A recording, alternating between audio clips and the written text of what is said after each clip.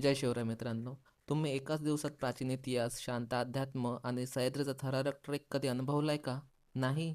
तर चला, आज नाशिकच्या इगतपुरी तालुक्यात वसलेल्या कवनाई किल्ल्यावर आणि त्याच्या पायथ्याशी असलेल्या पवित्र कपिलधारा तीर्थावर. इथे येण्यासाठी कसारा किंवा इगतपुरी स्टेशनवरून खाजगी गाडीने कवनाई गावात सहज पोहोचता येते. गावामागून वर जाण्यासाठी अर्धा ते पाऊण तासाची सोपी चढाई आहे. नवशिक्यांसाठी हा ट्रेक अगदी सोयीस्कर आहे. हा ट्रेक अगदी सोपा आहे, पण खरी गंमत येते मुख्य कातळाजवळ. पूर्वी इथे केवळ कोरलेल्या दगडी पायऱ्या होत्या, पण आता ट्रेकर्सच्या सुरक्षिततेसाठी ही उंच लोखंडी शिडी बसवलेली आहे. ही शिडी चढताना मागची खोल दरी पाहून अंगावर काटा येतो, पण वर पोहोचल्यावर मिळणारा आनंद अवर्णनीय आहे. या किल्ल्याचा इतिहास सांगायचा झाला तर हा किल्ला आधी मुघलांच्या ताब्यात होता. 1688च्या काळात तो मराठा साम्राज्यात आला आणि पुढे 1818मध्ये तिसऱ्या इंग्रज-मराठा युद्धादरम्यान इंग्रजांनी तो ताब्यात घेतला. आता आपण पोचलो आहोत कवनाई किल्ल्याच्या माथ्यावर. मुघल, पेशवे आणि नंतर इंग्रजांच्या साक्षीदार असलेल्या या किल्ल्यावरून भातसा धरणाचा जलाशय आणि सह्याद्रीच्या डोंगर रांगांचा नजराणा डोळे सुखावणारा आहे. इथली शांतता आणि वाहणारा गार वारा तुमचा सर्व थकवा क्षणात दूर करतो.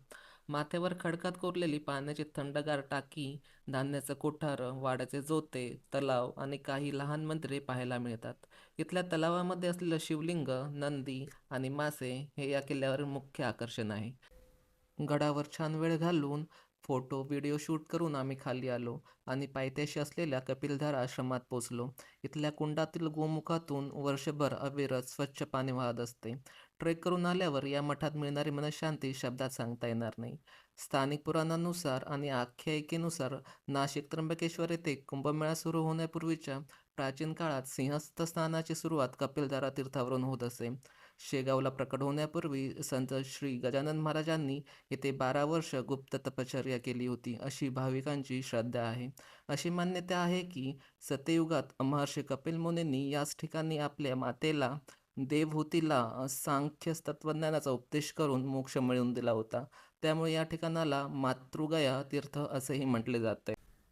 तर मित्रांनो, शहराच्या गजबजटापासून स्वतःसाठी एक दिवस नक्की काढा आणि या सुंदर वाटेवर पाऊल ठेवा.